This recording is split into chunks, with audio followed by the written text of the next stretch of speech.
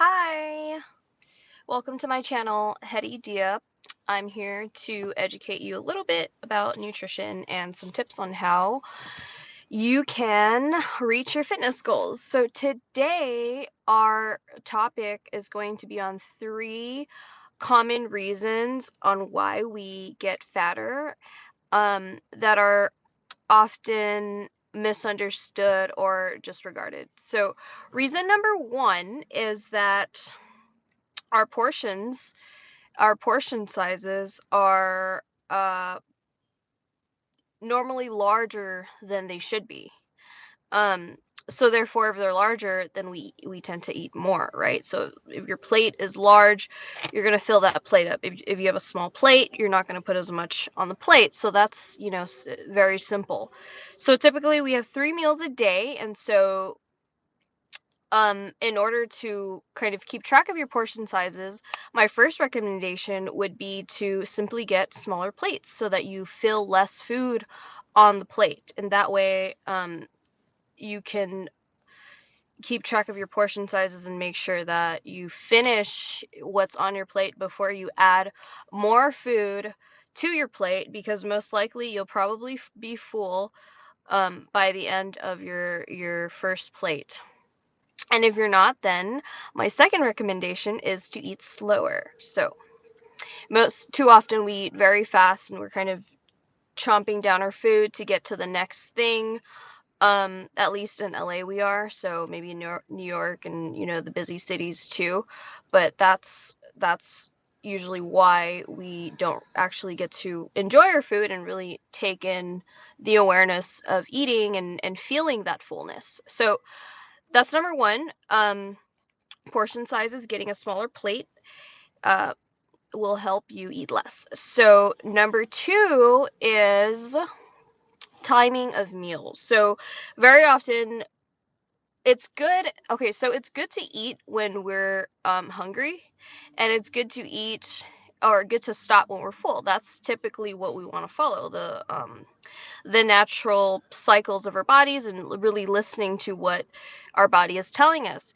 However, due to life these days and the stress levels, our bodies are telling us that we're hungry even though we're not. We're probably thirsty versus hungry, and sometimes we eat out of stress instead of actually eating because we're hungry. So really taking that awareness of the foods that we intake and why we choose to intake them.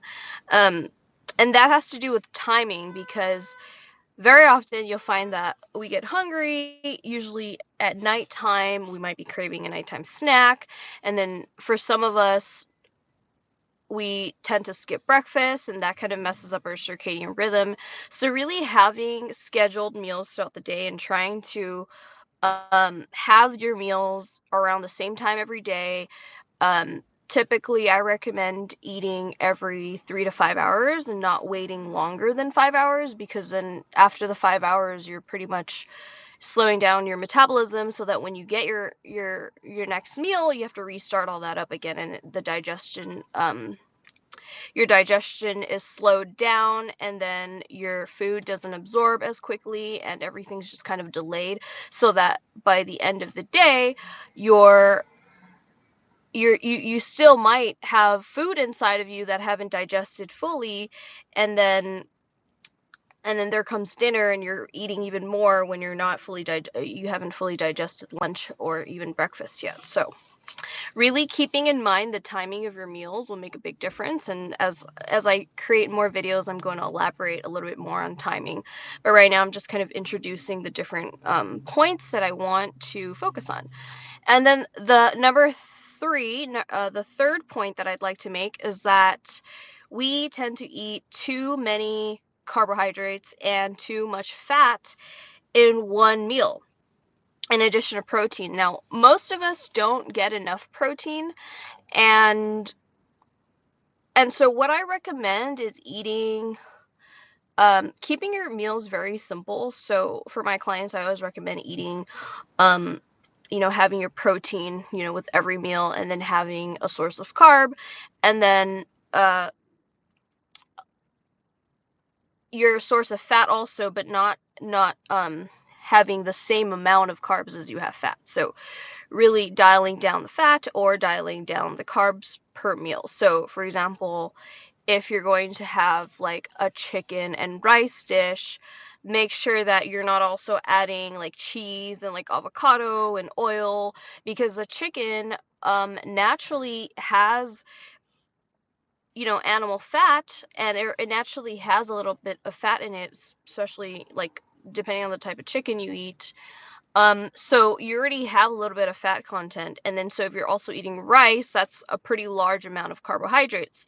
So I would keep it low on the fats and not add anything else like in terms of like cheese and avocado, and save that for another meal where let's say for dinner you decide to have like steak and eggs and avocado or something like that. So that's very fat dense and protein heavy, but there's not a lot of carbs in there. There's a little bit of carbs in the avocado, but everything else is pretty much protein. And so those are some simple guidelines that I would follow just to kind of see how my body reacts or how your body reacts.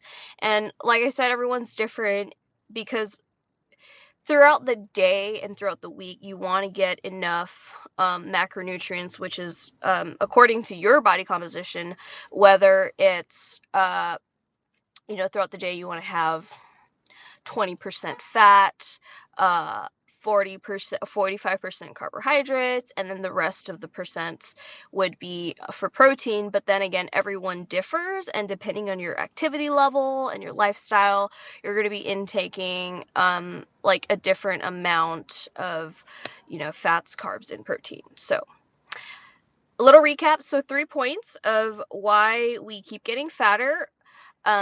Number 1 is portion sizes. Number 2 is timing of your meals.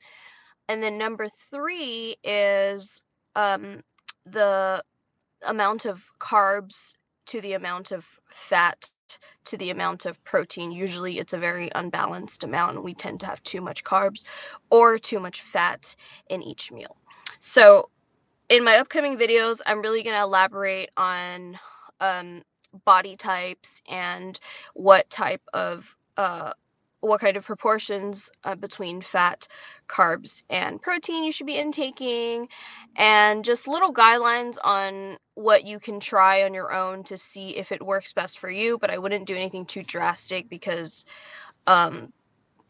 you don't want to just shock your body that way. So a disclaimer: everything that I'm saying, these are fitness tips based on what I've learned through my journey as a personal trainer and fitness nutritionist.